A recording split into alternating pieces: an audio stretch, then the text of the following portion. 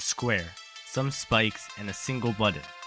Unlike other rhythm games like Osu, Guitar Hero, or Beat Saber, this game was brutally punishing. One wrong click and you're dead. This was the impossible game. This flash game was very simple, with the player only needing to click to avoid spikes. Robert Topola, also known as RobTop, would take this unique concept and evolve it, vastly improving the graphics, adding a ship game mode, and creating the level editor. Players were now able to create levels with their own music. This game was known as Geometry Dash. Nobody could have known what the players would turn it into. Geometry Dash didn't start with complex game modes and end with customization. On August 13, 2013, Geometry Dash released in the App Store, featuring 7 main levels. Stereo Madness was the first level players were greeted with, and the gameplay was simple: a basic cube section, 2 triple spikes, and a ship section. It featured the song Stereo Madness by Forever Bound. Very creative, RobTop. It helped players ease into the game before tackling harder levels.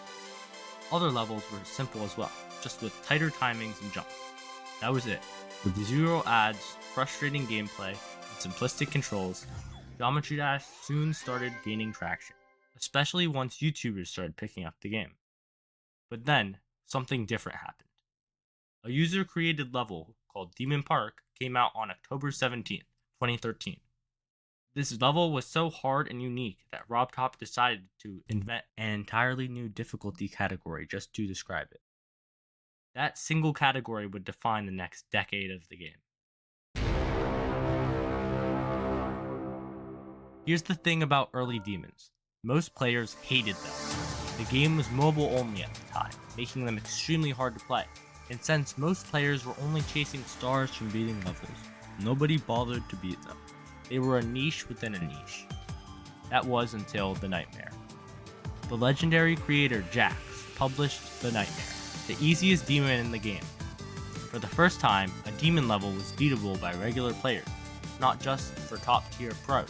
This accessibility caused The Nightmare to quickly explode in popularity, and as of recording this video, it's still the most liked demon, and the 4th most liked level overall. Regular players being able to beat a demon inspired a wave of new demon-rated levels. Jax then went on to create the 2nd ever auto level, Auto Play Arena, which as of making this video is the 13th most liked level in Geometry Dash history, and the most liked auto level. Its popularity prompted RobTop to create an entirely new difficulty category, Auto. Jax pioneered Geometry Dash for the better, expanding one category and creating another. But things were about to get a lot darker from here.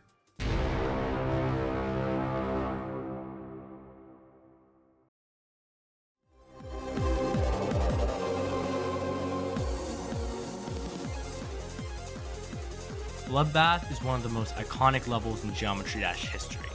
As a mega collab between 11 of the game's best creators, it featured a hellish red theme, tight timings, and brutal straight fights. When it dropped, it immediately stole the crown of the hardest level in the game. Verifying it was brutal. Riot, the player who hosted the collab, finished what he started by taking on the verification himself. It took him months of dedication and over 25,000 attempts. He also used a 144Hz monitor, which at the time was a serious advantage. More frames per second meant more precision on the tight inputs. This started the trend of top players upgrading their setup specifically for Geometry Dash. Bloodbath was more than just a hard level. It became a rite of passage, the line between casual players and pros.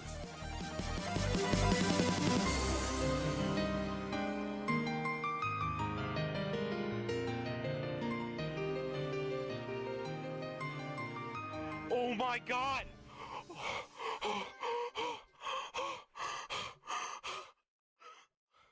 Bloodbath eventually lost its number 1 spot to Sukupen Hell in August 2016, after more than a year of staying on top. Soon after Bloodbath's defeat, a player known as Manic648 would organize a mega collab with 2 main goals. First, to fully optimize and decorate Bloodbath to make it the best it could be. Second, buff Bloodbath hard enough to make it reclaim the top spot. The result? Bloodlust, a remix extended boss fight version of Bloodbath with an extra minute added to the end. The up-and-coming player Nobbleboy verified it after 121,296 attempts. 121,296 attempts. To put that into perspective, if each attempt averaged just 10 seconds, that's over 330 hours of playtime on just attempts alone. And that doesn't even count the countless hours spent on decorating and debugging the level. And this process was anything but straightforward. On June 10, 2017, Nobbleboy was streaming his verification attempts live. He eventually would get a god tier run, making it through the original Bloodbath section and through the new extended section. All that stood between him and the finish was a 4-spike straight fly. Halfway through, he died at 98%, 2% away from ending it. Dude, what the fuck? Really? In less than a second, he went from seeing the finish line to wondering if he'd ever see it again. 10 minutes earlier, he had a similar run, dying at 97%. It took him another 10 months to finally beat it, for a total of around 1.5 years from start to finish.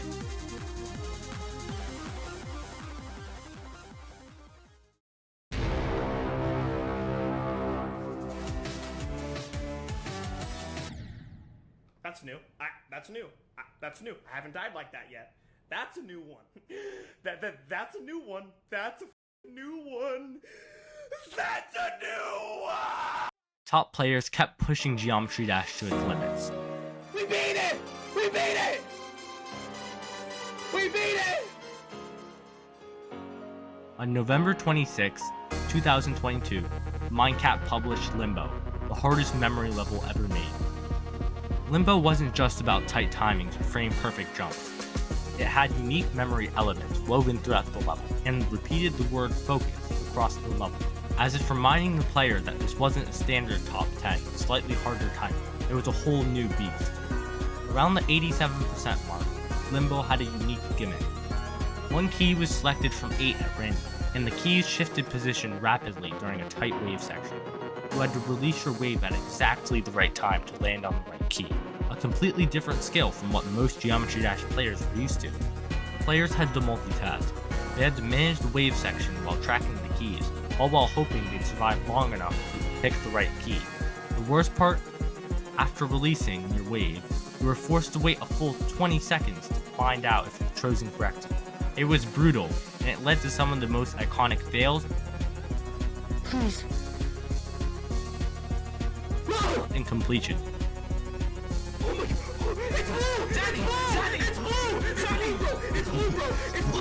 Oh my god, it's blue, bro. Oh my god, it's Zanny. Bro, please. Geometry Dash history. Limbo held its title as the hardest memory level until Bubawamba dethroned it 3 years later, on October 5th, 2024. But its legacy stuck. Yo, Liam with the 1000-bit stream about to go crazy. Also, I don't know why I'm watching this at midnight. Bro, it's okay, dude. Alright, look.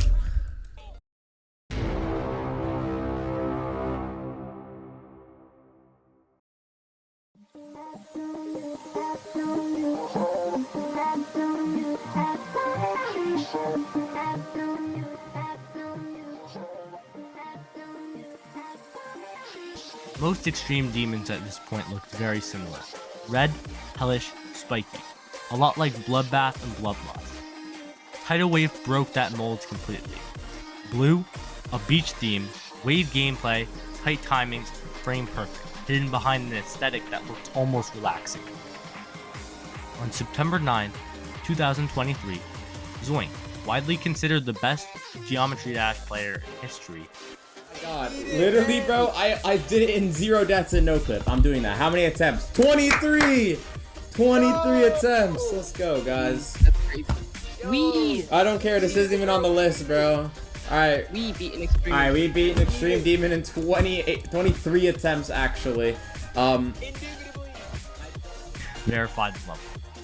Despite it being harder than any previously verified Extreme Demon, it only took him around 50,000 attempts, which further cemented his reputation as untouchable. There was a catch though. RobTop refused to rate the level, claiming that the gameplay wasn't fun and didn't represent the game. What followed was a community-driven protest spanning well over 6 months. RobTop eventually gave in and gave Tidal Wave the rating it deserves.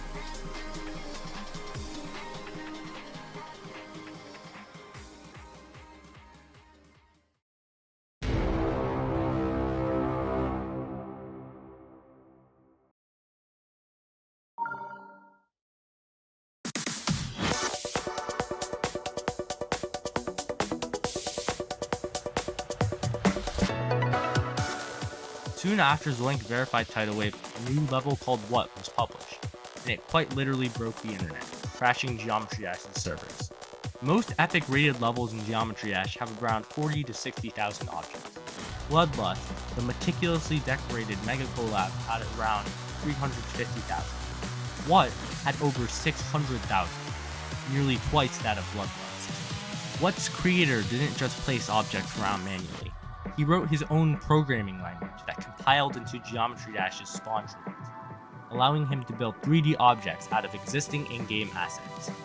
He also calculated the player's position entirely through in-game triggers in real time. And the best part? It ran on vanilla Geometry Dash, no mods required. What was also a continuation of the earlier 3D level How, so the hype was already there, but nobody was ready for what was actually delivered. What was the perfect ending to the 2.1 era, revealing the true ceiling of RobTop's 2.1 game engine.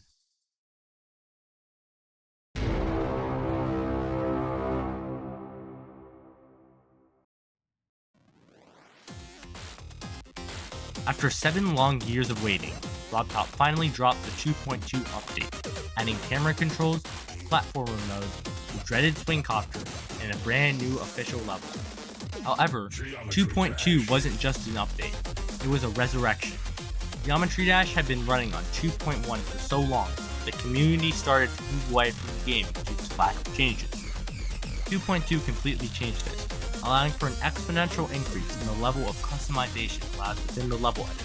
This sudden update would bring thousands of players back to the game, giving it an 88,000 player count. That's 88,000 people playing Geometry Dash at the same time. Not only were these incoming players met with the glory of the 2.2 update, they were also met with RobTop's new official level, Dash.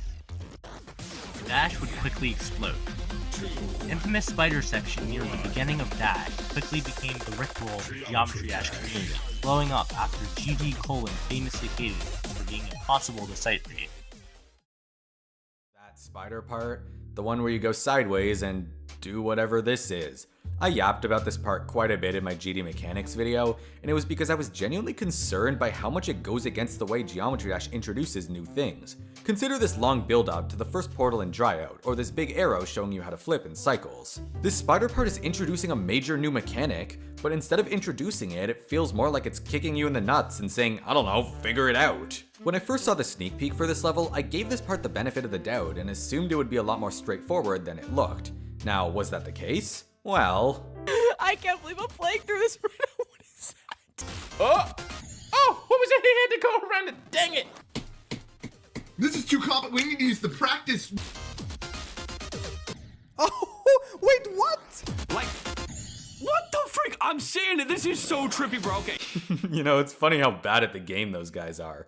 Don't they realize that all you have to do is click at this arrow, hit this button which drops the gate on the left, rotate yourself to climb up this wall which normally kills you, hit a second button that lowers these spikes, flip over to the gate, rotate yourself back onto the ground, and fall onto one last button that raises the ball portal, or do it the cool way by flipping twice here.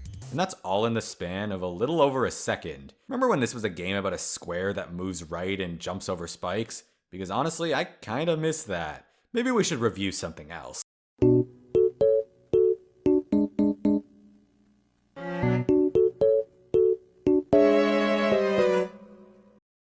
The 2.2 update, combined with the 2 other massive levels that year being Tidal Wave and What, revived the community, pushed Geometry Dash into the mainstream for the first time. Dash was the perfect end to an era.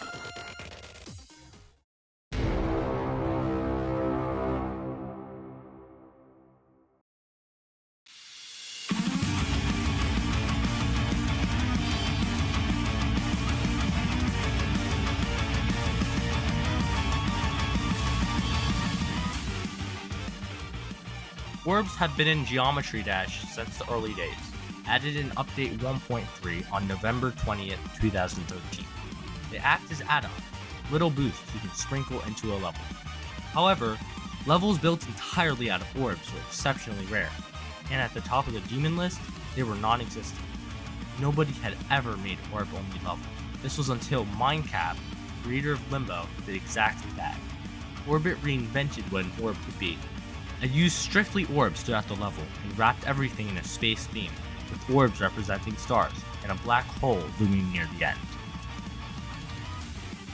On February 9, 2026, after around 30,000 attempts, he finally did it. Even before his verification, his streams were pulling over 100,000 views. People weren't just there for the level, they were there to watch Zoink struggle. Although Orbit's decoration was exceptional, it would also have a signature gimmick at the end, a timing that was nearly impossible to see, which would drop you into a ball pit shortly after. You had to wait around 15 seconds to figure out if your cube got trapped or made it through, with the latter meaning success. No idea. I think I don't know if I clicked too late. Like, I genuinely think I clicked the blue orbs too late. Oh my god, now I just have to wait this stupid ball pit out, bro. Oh my god, please. Oh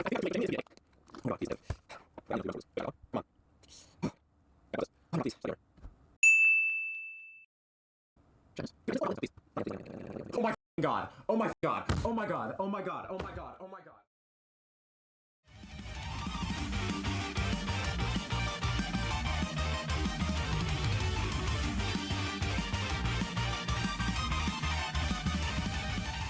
When Zoink finally got a clean run, he played Cup Pong on his phone during the wait to calm his nerves, having failed previously on that second. Zoink's struggle, the orb-only concept, the insane decoration, RobTop's mythic rating, the first major level of 2026, everything stacked at once, Orbit exploded in popularity.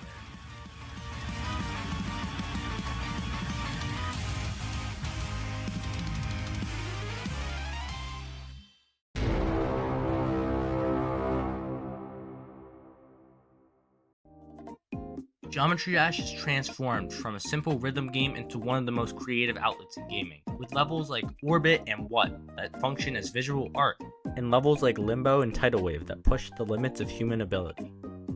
Every time the game seemed to hit a ceiling, a player proved that wrong. That's not just history, it's still happening right now.